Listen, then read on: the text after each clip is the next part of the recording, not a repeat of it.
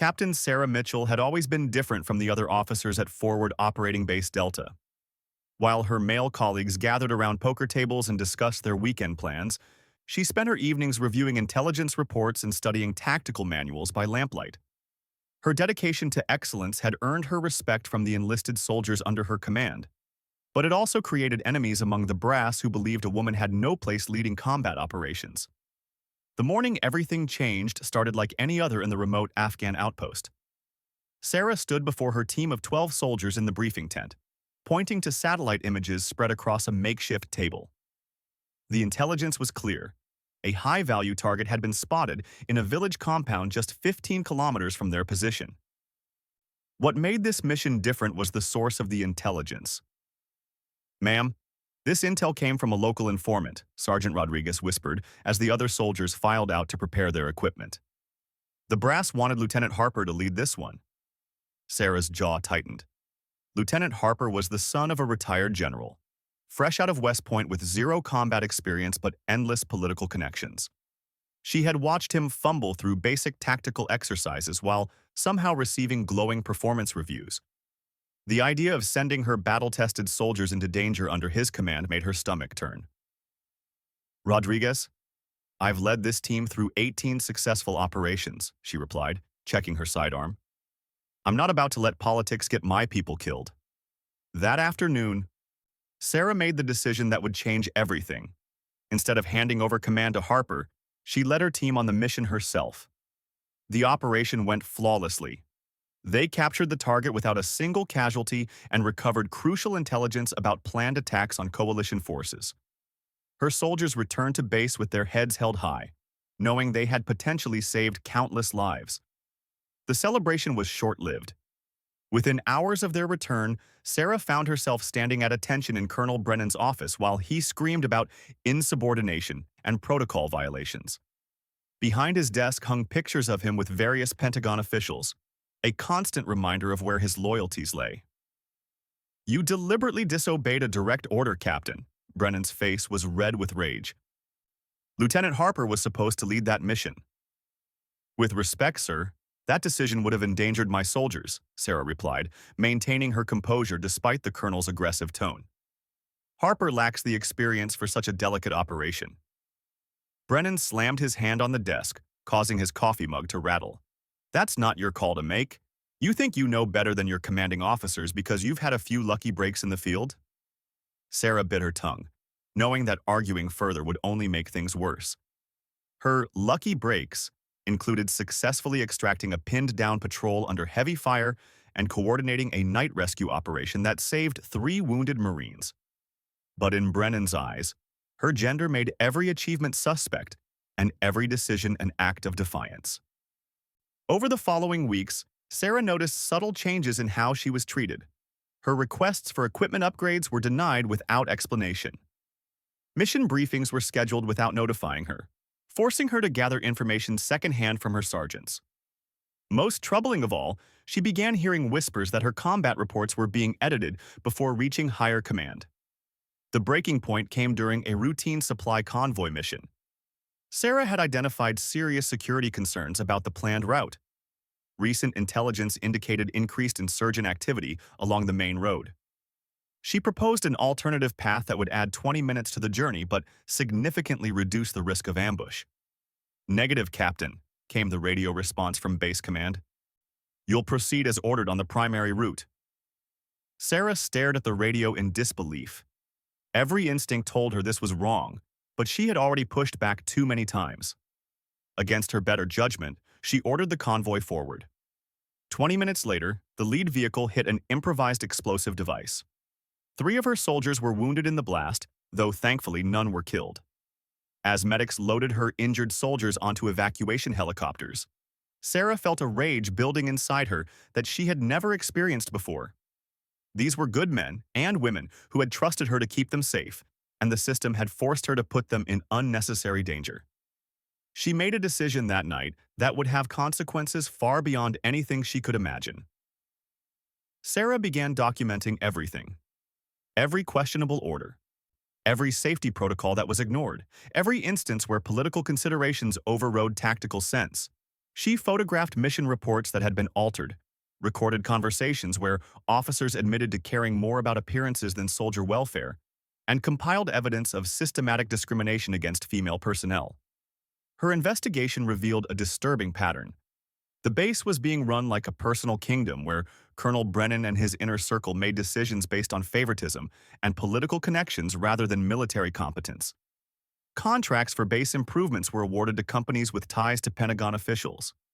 Combat decorations were distributed based on family connections rather than battlefield performance. Most shocking of all, intelligence reports were being sanitized to avoid embarrassing senior leadership. The evidence Sarah gathered painted a picture of corruption that went far beyond simple incompetence. Lives were being put at risk to protect the careers of politically connected officers. Resources meant for soldier welfare were being diverted to pet projects that served no tactical purpose. The entire chain of command had become infected with a culture of self-interest that directly contradicted everything the military was supposed to represent. As Sarah compiled her findings, she knew she was crossing a line from which there would be no return. Military culture demanded absolute loyalty to the chain of command, even when that chain was broken. But her loyalty was to her soldiers first, and they deserved leaders who would put their safety above political considerations. The night before she planned to submit her formal complaint to the Inspector General's office, Sarah sat in her quarters writing letters to her team. She wanted them to understand why she was doing this, even though she couldn't predict how the system would retaliate. Her hands shook slightly as she sealed each envelope, knowing that once she pulled this thread, the entire fabric of her military career might unravel. The next morning, Sarah walked into the communications tent and sent an encrypted message to the Pentagon's Inspector General's office. In carefully measured language, she outlined the systematic problems at Forward Operating Base Delta and requested a formal investigation. She attached dozens of documents and recordings as evidence, knowing that each piece of proof was another nail in the coffin of her career. Within 24 hours, Sarah noticed that her computer access had been restricted and her radio communications were being monitored more closely than usual. Colonel Brennan called her into his office with an expression that could have frozen water. He didn't say anything about her complaint directly, but his message was clear. She had made a very powerful enemy. "Captain Mitchell," his voice was dangerously calm, "I'm recommending you for immediate transfer back to the States.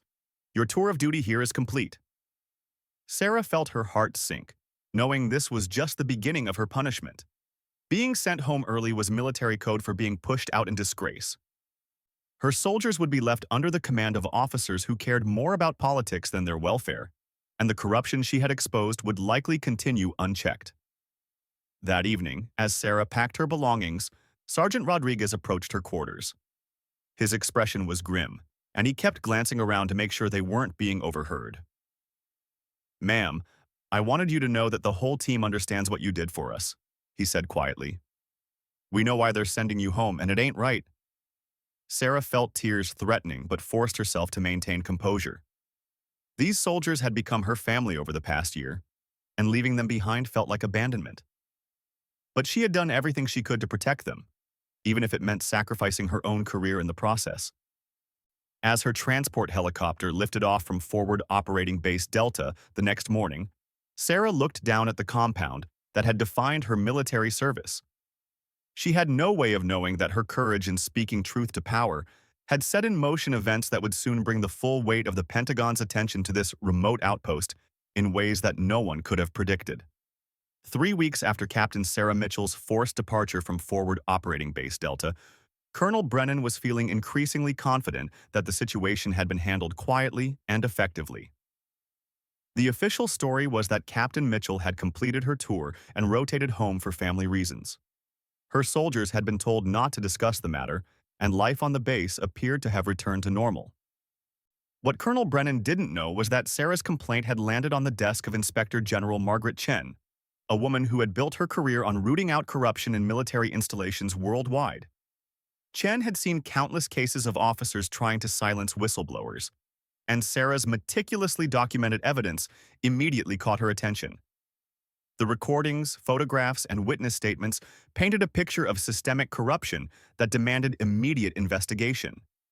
Chen spent 2 days reviewing every piece of evidence Sarah had submitted. The altered mission reports were particularly damning. Comparing them with the original versions showed a clear pattern of covering up tactical failures and safety violations.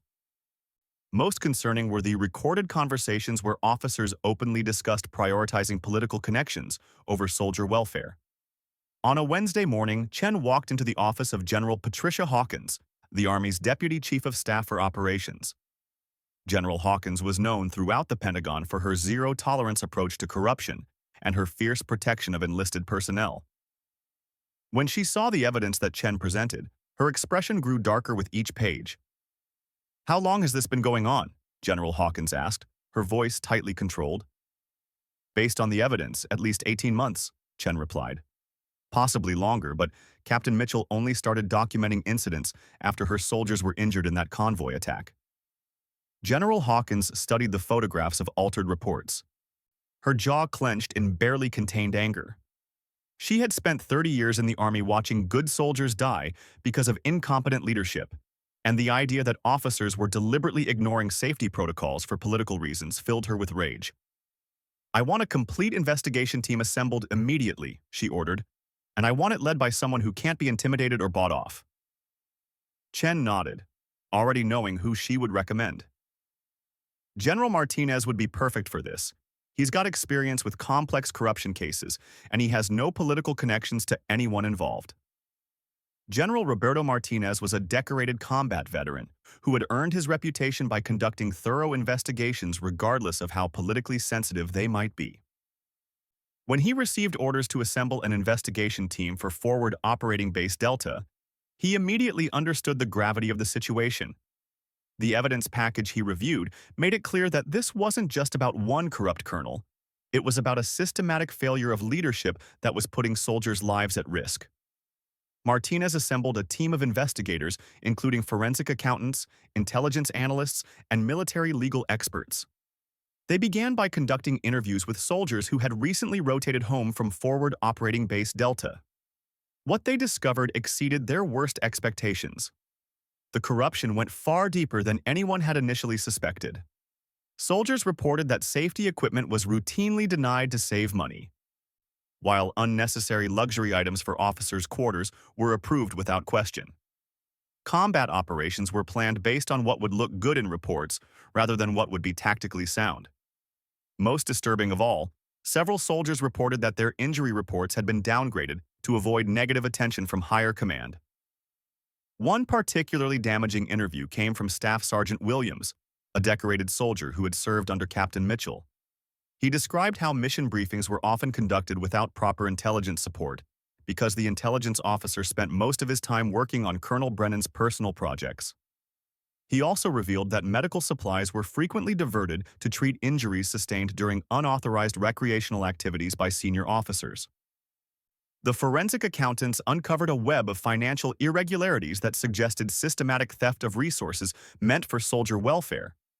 Contracts for base improvements were consistently awarded to the same companies at inflated prices, with evidence suggesting kickbacks to base leadership.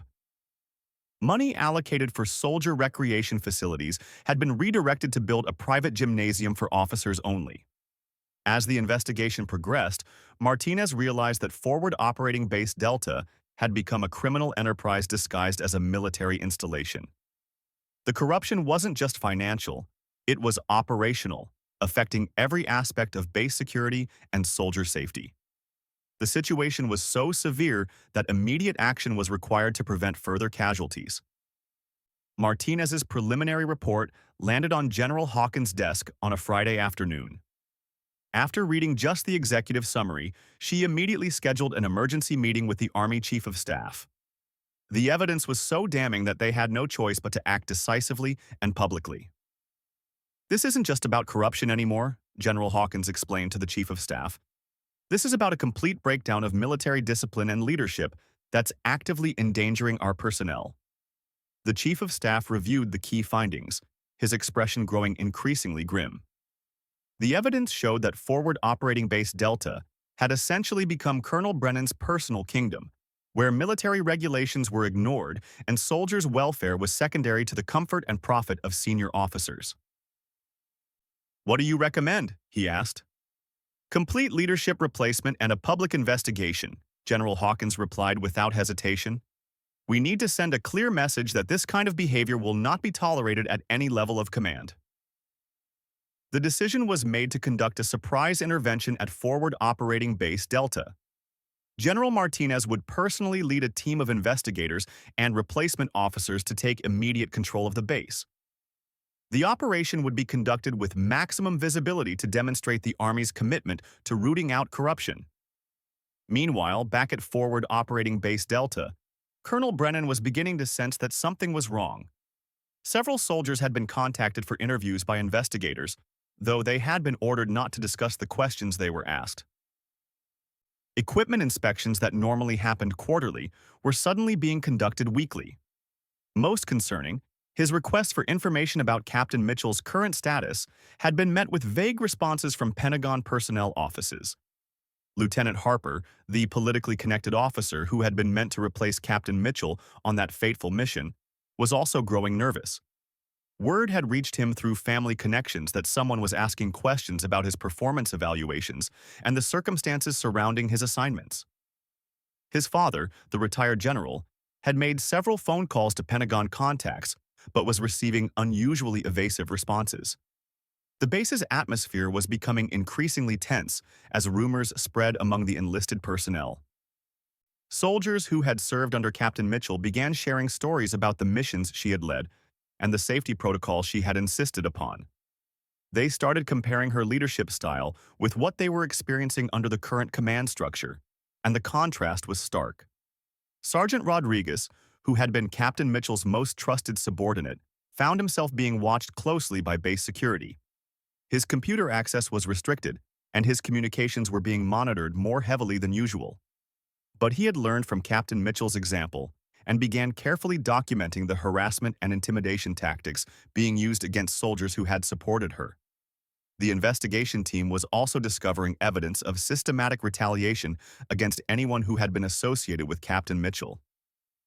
Soldiers who had served under her command were being given the most dangerous assignments and were being denied promotions despite excellent performance records.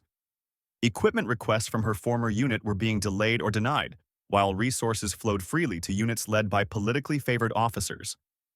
This pattern of retaliation provided additional evidence that Colonel Brennan and his associates knew their behavior was criminal and were actively working to silence potential witnesses. It also demonstrated that the corruption was ongoing and was likely to continue unless immediate action was taken. General Martinez completed his investigation after 2 weeks of intensive work. His final report was devastating in its scope and detail. The evidence showed systematic theft, endangerment of personnel, falsification of official records, and abuse of authority that had persisted for nearly 2 years. The financial losses alone exceeded $2 million, but the human cost was incalculable. The report concluded with a recommendation for immediate military intervention and complete replacement of base leadership. Martinez emphasized that every day of delay increased the risk to soldiers who were serving under commanders who had demonstrated complete disregard for their welfare and safety. On a Tuesday morning, 3 weeks after Sarah Mitchell had filed her complaint, General Hawkins made the decision that would bring this story to its dramatic conclusion. She authorized Operation Clean Sweep, a surprise intervention designed to take immediate control of Forward Operating Base Delta and arrest those responsible for the systematic corruption that had endangered American soldiers for far too long. The wheels of justice had been set in motion by one woman's courage to speak truth to power, and the consequences would soon reach far beyond anything Colonel Brennan could have imagined. The morning sky over Forward Operating Base Delta was clear and quiet when the first helicopter appeared as a distant speck on the horizon. It was over 800 hours on a Thursday, and most of the base personnel were going about their routine duties, unaware that their world was about to change forever. Colonel Brennan was in his office reviewing what he believed were routine logistics reports, still confident that Captain Mitchell's complaint had been buried in Pentagon bureaucracy. Sergeant Rodriguez was the first to notice something unusual. From his position at the motor pool, he spotted not one but 3 military helicopters approaching in formation. This was highly irregular. Helicopter visits to their remote outpost were typically scheduled well in advance and involved only single aircraft. The sight of three aircraft in tight formation suggested something far more significant than a routine supply or personnel rotation. The helicopters bore the distinctive markings of high-level Pentagon operations, something that immediately caught the attention of soldiers throughout the base. Within minutes, word had spread through the enlisted quarters that something extraordinary was happening. Soldiers began gathering at vantage points to watch the aircraft approach, sensing that this unexpected arrival would somehow change everything they had experienced over the past months. As the helicopters grew closer, their passengers became visible through the aircraft windows. These were not ordinary soldiers or routine visitors. The uniforms and bearing of the passengers indicated high-ranking officers of a caliber rarely seen at forward operating bases. The lead helicopter carried insignia that identified it as transporting flag rank officers, meaning generals were aboard those aircraft. Colonel Brennan received the radio call from base air traffic control informing him of the incoming aircraft, but by then it was too late for him to prepare any kind of cover story or defense. The helicopters were already in their final approach, and within minutes they would be on the ground with their distinguished passengers ready to take action based on months of careful investigation. The first helicopter touched down in a cloud of dust and rotor wash, followed immediately by the other two aircraft. Before the rotors had even stopped spinning, passengers began disembarking with the purposeful movement of people who had a specific mission to accomplish. Leading the group was General Roberto Martinez, followed by a team of investigators, legal officers, and replacement personnel who had been carefully selected for this operation. General Martinez was immediately recognizable to anyone who understood military hierarchy. His presence at a remote forward operating base could only mean that something significant had gone wrong, and his grim expression suggested that he was there to address serious problems. Behind him emerged Inspector General Margaret Chen and a team of personnel whose credentials were impressive enough to command instant respect from anyone who saw them. The third helicopter disgorged what appeared to be an entire replacement command staff, including a new base commander, operations officer, and intelligence chief. These were seasoned professionals who had been briefed extensively on the situation at Forward Operating Base Delta and were prepared to implement immediate changes to restore proper military discipline and protect soldier welfare. Soldiers throughout the base stopped their activities to watch this unprecedented arrival. Many of them had served under Captain Mitchell and understood that her departure had been controversial, though they had been forbidden from discussing the circumstances. The arrival of three generals suggested that someone in high command had taken her concerns seriously enough to warrant extraordinary action. Colonel Brennan emerged from his office with a forced smile, attempting to project the confidence of an officer who had nothing to hide. But his demeanor changed immediately when he recognized General Martinez and realized that this was not a social visit or routine inspection. The presence of Inspector General personnel and what appeared to be a full replacement command staff could only mean that his carefully constructed world was about to collapse. Colonel Brennan, General Martinez's voice carried the authority of someone accustomed to immediate obedience. You are relieved of command effective immediately. Major General Thompson will assume command of this base pending completion of our investigation. The words hit Colonel Brennan like physical blows. In full view of his soldiers, he was being publicly stripped of his authority by officers whose rank commanded absolute respect. There was no opportunity for explanation or defense. The decision had clearly been made based on evidence he could not refute or challenge. Sir, I believe there has been some misunderstanding. Brennan attempted to maintain some dignity, though his voice betrayed his growing panic. If this is about Captain Mitchell's complaints, I can explain the context of those situations. General Martinez's expression remained unchanged as he gestured to Inspector General Chen. Colonel, you are under investigation for multiple violations of military law, including but not limited to misappropriation of government resources, falsification of official reports, and endangering personnel under your command. You will be escorted to a secure location pending formal charges. The impact of these words rippled through the gathered soldiers like an earthquake. Many of them had suspected that something was wrong with base leadership, but the scope of the charges being announced exceeded their worst suspicions. The systematic problems they had experienced were not just incompetence. They were criminal activities that had been deliberately concealed from higher authority. Lieutenant Harper, who had been watching from a distance, realized that his political connections would not protect him from the consequences of his association with Colonel Brennan. His family's Pentagon contacts had apparently been insufficient to prevent this investigation, and his lack of real military competence was about to be exposed in the most public way possible.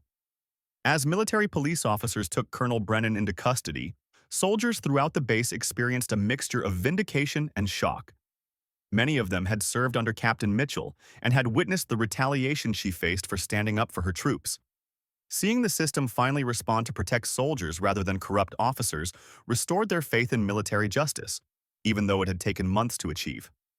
Inspector General Chen addressed the assembled base personnel with a clarity that had been absent from leadership communications for nearly 2 years.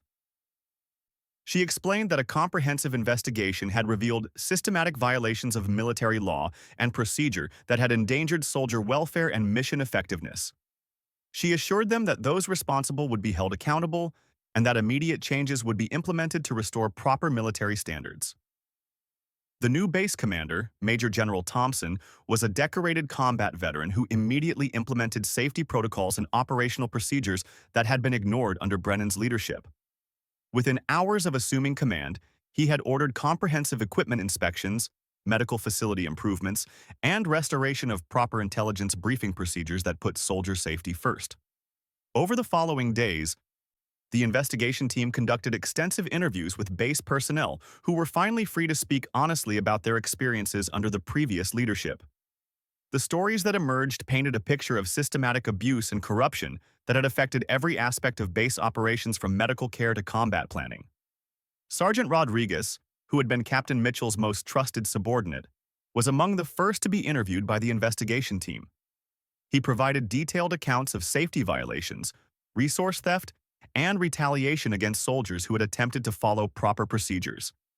His testimony, combined with evidence provided by other soldiers, created an irrefutable case against the previous leadership.